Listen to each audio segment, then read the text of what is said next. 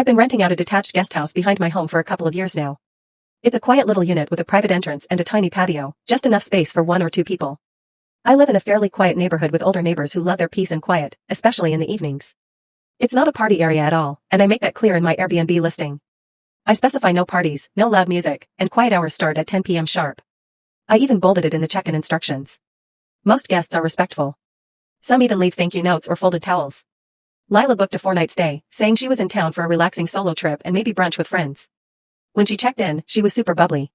It was the kind of fake nice where everything is literally amazing, and every answer I gave got a "you're so sweet."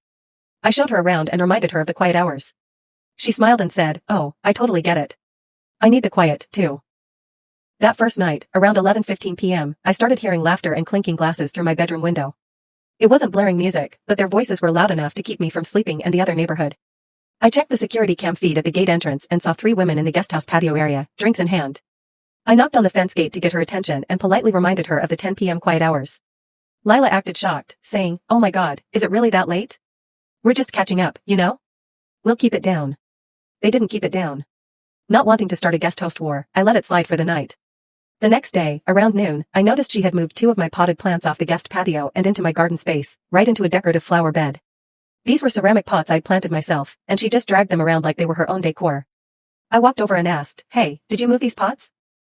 She replied, "Oh yeah, the feng shui on your patio is super off." I was going to take pictures for my lifestyle blog and needed it to feel more balanced. I politely reminded her again that this wasn't her property and asked her not to move anything else. She replied, "You should really mention that in the rules." She let out a deep sigh and replied, "Okay, wow. You're super strict. I've never had this kind of experience in a rental before." At that point, I decided to get a little petty. That evening, I paid a casual visit to 2 of my elderly neighbors, Sandy and Florence. I mentioned, offhandedly, that the current guest was a bit disruptive, loud chatting at night, moving things around. That was all I had to say.